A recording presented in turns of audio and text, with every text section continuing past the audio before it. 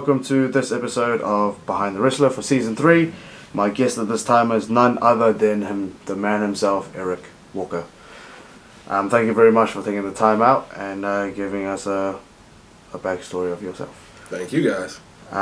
So first question, obviously you've been asked probably millions of times, who, when and where inspired you to become a professional wrestler? Like most people, started with Hogan, The Rock, Stone Cold. Growing up, pretty much those guys. I remember seeing. It's a random match, but I remember seeing Kane, X-Pac, and Chyna in the steel cage on Raw one night, and just from there, it just took off. Like, I watched every night from the time I was 8, 9, 10 years old until today. Nice. Deciding to become a professional wrestler, what was the steps that you had to take trying to find a school over in the States where there's tons and tons of them? So I started back in 2008. Now keep in mind, this is like pre-Facebook, when everybody was on the internet. Like, I remember going through MySpace, right, and just seeing if there was any schools where I was going to school at. Luckily, I did find one. Mm-hmm. Called them, contacted them, saying, "Hey, we're in the process of transitioning over to a new company, but hey, we got our ring set up. Come on through." So in a cold shed in the middle of Lafayette, Indiana, I took my first bumps, and it's kind of history from there. Nice. First day of training, walking in, and what was the thoughts and the preparation you did to get ready for it? I was still coming off basketball at this time, so I was still in pretty decent shape. Mm-hmm. It was just like, okay, I've seen this on TV millions of times. I know physically this is going to be the most difficult thing I've ever done. Mm-hmm. I mean, it took me 8 months to learn how to properly back bump. Right. But I knew going into it, I had to put forth my best effort in order to at least reach the level that I wanted to. Mm-hmm. And training for a while and then finding out about your debut match and debuting onto a show which I believe was the age of 19? Yes, I had my debut 1 month after I turned 19. Yeah. So having your debut match, finding your debut match, what was the thought process of that whole experience? Oh, man. So this guy named Machine, big guy, nice guy, but very intense in the ring. I'm just like, okay, this is not what I expected the first match to be, but still that energy, that feeling of, I'm really about to do this. We went out there, had the match. Guy was a professional, went off without a hitch. I'm just like, well, I found what I'm going to do for the next X amount of years. Nice. And going from wrestling a couple of times to wrestling pretty much a full schedule, and with your because your current job is you're part of the military, right? And you obviously travel around due to your job. What's the two difference and the difficulties that you find when you're in the ring and when you're on the job? Not really much. You'll hear other wrestlers who are in the military tell you that unless we're deployed out somewhere, wrestling while we're in the military has not been very difficult. My supervision, everybody's been supportive of me. And even when I was in the States, if I needed to take a weekend off, they're like, hey, yeah, you're fine and go leave out on Friday, come back on a Sunday. Mm-hmm. So in terms of being in the military, it's never been an issue. And wrestling a full schedule now, you've wrestled everywhere. Like, you've wrestled in a lot of places. The most recent one I want to talk about is you wrestled in Korea, which wrestling is still kind of new there, right? Right. Yeah. Well, back in the during the territory days, there was an NWA affiliate in Korea. Right. But I guess, once the territories themselves kind of died down, wrestling didn't take off quite as well as it did in Japan. Mm-hmm. and there were like a few little smaller attempts by a couple of local guys, but it never really took off. Pro Wrestling Society, the company I'm a part of, is pretty much leading the Renaissance period in Korea. Right. We just had one of probably our biggest show in Pyeongtaek, which is Pyeongtaek City, and I think the man at the head of that is pretty competent. He loves his business, and he, along with the other guys, are training up the next generation to basically maybe get career wrestling to a new level when it hasn't been seen in years. You've lived in Korea for almost a year. Yes. Do you find it quite hard to like transition from places where you are living a long time to try and adapt to that style, or do you prefer just taking styles from here and here and making your own style? No, it's the funny thing about traveling and being around so much, you learn how to adapt. Right. Like the last couple of years, I've never been in one place more than anywhere from a year to a few years. So I've kind of learned how to adapt on the fly. And like I said, I've trained in the UK, trained in many different styles. So adapting is never an issue. Even the language barrier sometimes, you hear guys say, oh, I wrestled in Japan, but I don't speak Japanese. I wrestled in Mexico, but I don't speak any Spanish. I'm pretty sure you've heard the term that wrestling's a universal language. Yes. That even with the language barrier, it still comes across pretty easy, pretty good. So, you mentioned the UK. There's a place, EPW, that you worked for. Going to the UK and working for this promotion, what was the what was that whole process? What was the experience you took from it? What you learned from it, and all of that? So, kind of what starts this whole me traveling the world thing just on a whim, it's just like, you know what? Hey, I want to wrestle in the UK. Right. So, obviously, it just starts out with reaching out to the promoters. Most of them, hey, don't have any space right now, but when I reach out to the promoter of APW, he's just like, hey, if you're coming over here, I'm more than willing, because they do touring shows. And they start in one city, they go to the next, and that's their lot. So he said, yeah, I'm going to be there this date and this day. Okay, you can do 2 shows for us. So, hopped over. Funny thing I find out about traveling places where I can't necessarily drive because of the left side on the steering wheel. Yeah. Eventually got lost for a while, found the venue, did the show, wrestled a guy who was based out of Fight Club Finland. 20 minutes, opener, crowd loved it, great match. Next night, turns out the guy I wrestled, I knew from a promotion I worked with in Atlanta. Oh, wow. We had knew each other previously, because he walks in the locker room just like, is that Thomas? and it is, because so we had worked together, did another 15-20 minute opener in the cage the next night, and I'm just like, that was, for a first time wrestling in the UK, that was a unique experience to do 2 20-minute matches back to back, one in the steel cage, and just the experience of I had been to London previously, but to be there for wrestling just made the experience even better. You mentioned one of them was in a steel cage. Was that your first? That was my first steel cage match ever. Right. So first steel cage match. Let's talk about this. What did you learn and take away from it, and stepping inside of your first ever steel cage match? It's funny because I've watched, between being a fan and being an actual wrestler, I've watched dozens of them. But being in there, it's a different feeling, and it's one of those that your average person will never get to experience. It was certainly unique. With one of the places that you've been is very well known over in the States, which is CZW Dojo. Yes.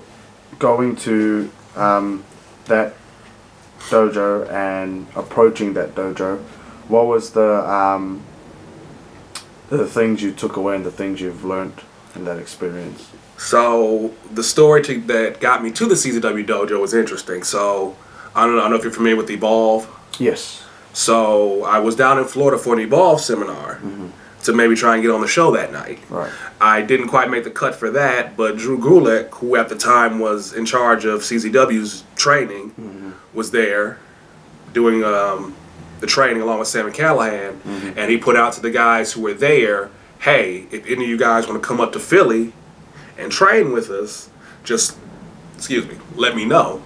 And I took him up on that offer maybe about 4 or 5 months later. But he had just left for the Cruiserweight Classic, I believe.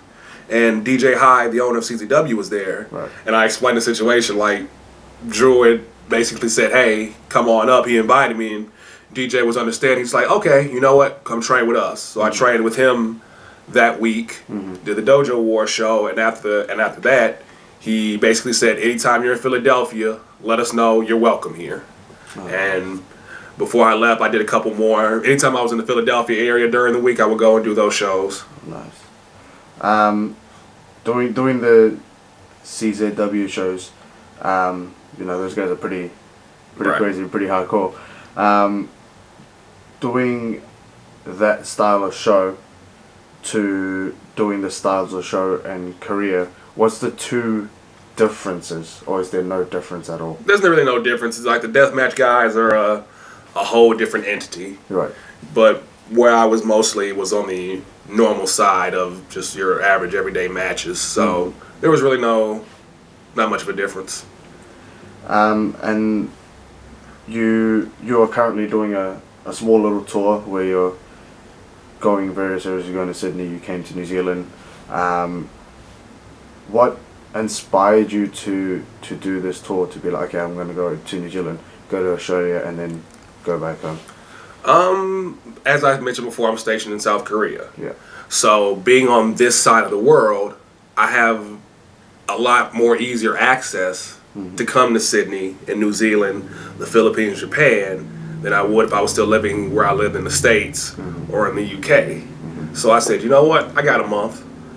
Let me figure this out. So the second I got here, the wheels have been turning. Researched, okay, where are the promotions at in New Zealand? Where are the promotions at in Sydney, Melbourne, the Philippines? Basically where all these promotions are. And then how can I do it to where, like, okay, if I wrestle in Australia, can I wrestle in Sydney the next week?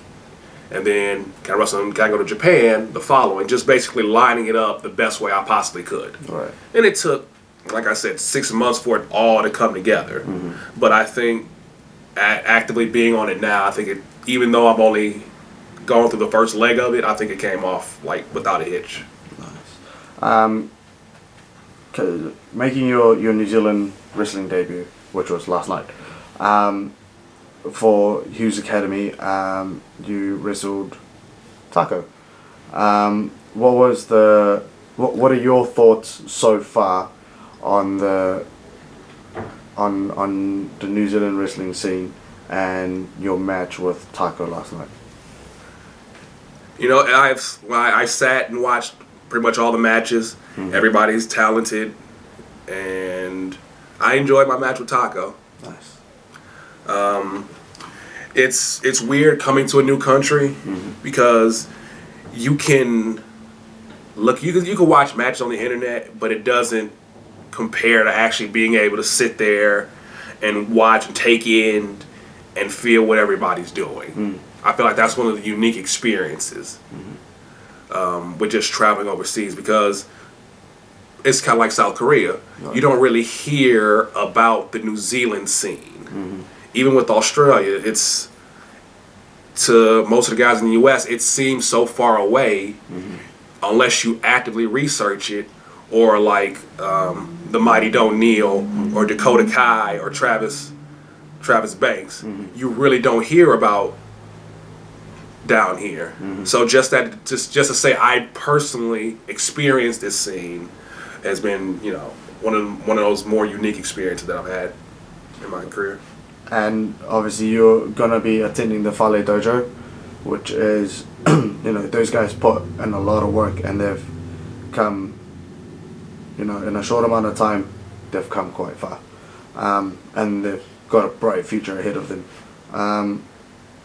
how are you feeling about doing the Fale Dojo challenge stuff?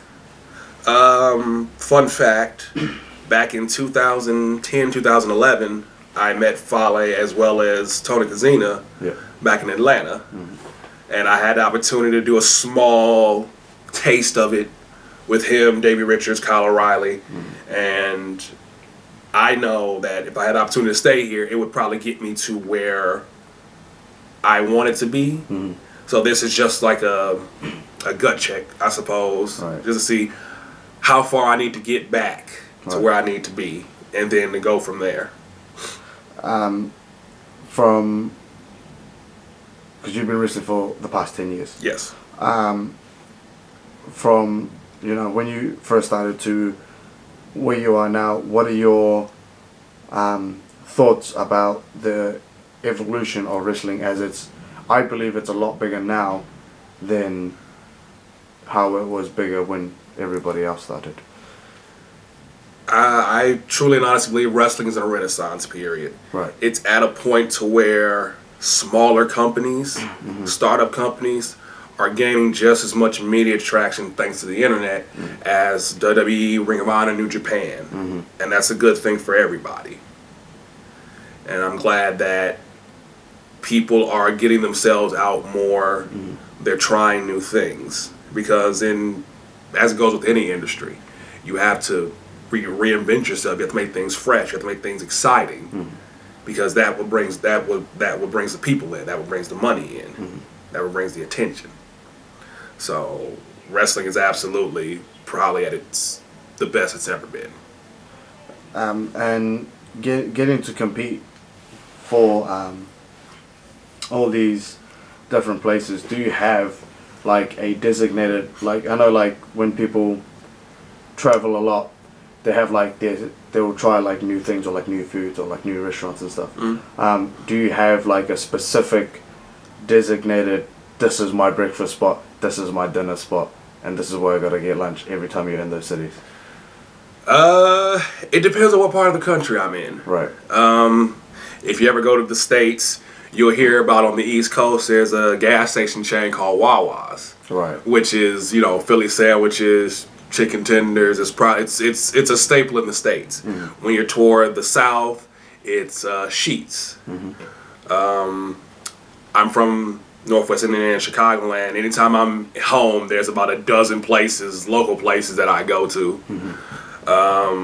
Whenever I'm in the UK, I love the kebab shops. Nice. I know when I go to Japan in a few weeks, I'm probably going to find a lot more. Yeah. But that's probably one of the best things about being on the road, is just trying the local foods and seeing, the guys who were there last week said, hey man, stop at this restaurant on the way in, or stop at this truck stop and get this sandwich or what have you. So. I know there's a place in Japan it's a very famous cafe that Fale always goes to, and it's called Ton Cafe. If you get the opportunity to check it out, I always see his Instagram posts about it and his videos about it, and it looks like a cool little spot. I'll definitely ask him about it. You mentioned Tony Kazina. Getting to meet him, and again, you said you also met Fale there, you met Kyle O'Reilly and all those other guys. What was the experience like meeting those guys and getting to, for a brief moment, getting to pick their brains for information? Somebody who's as well traveled as they are, you get a better sense of what it takes to compete at that level. I've watched Davey and Kyle compete for a number of years, and just seeing them in that environment and to see them in the ring, it's just like, how can I elevate myself? And Tony's been around for years. The people he's been around, the people he's learned under, the wealth of knowledge, and just how far Fale came from when I met him to now. I want to say maybe a year or two after I met him is when the Bullet Club and the Underboss and all that started, and it just took off from there. Right. So it's the one you hear it all the time about emulating success. obviously they found something, they figured out something that the rest of us had not. So the opportunity to learn under them and learn under even now after they've been even more successful is one of those things I feel like, okay, compare myself to when I first met them to now and vice versa to them and see what do I need to do to get to that level, Right. to make myself better. What are your goals that you want to get out as a professional wrestler? Is it to go to New Japan, go to Ring of Honor, or get contacted by WWE, or even a new company just started up, All Elite Wrestling, if you want to get contracted by them? What is your ultimate goal that you want to get out of as a professional wrestler? A couple of years ago, I would have said WWE is the goal. Right. And even today, it still is. But as I've gotten older, as I've grown, I realized that my thoughts and all that changed. I would want to go somewhere, whether it be WWE, New Japan, MLW, startup companies, wherever, that when I go out there, I can put forth my best performance.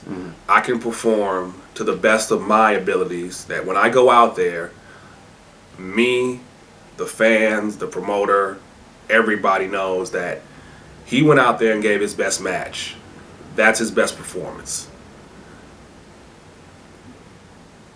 That I can be satisfied with who I am as a performer. There's no compromise. It's just Eric going out there and doing what he loves. Right. That's what at this stage of my career, that's what I want. If you had the opportunity, and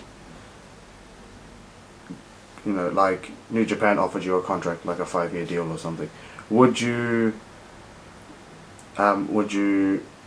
do that, or would you continue on doing your military career?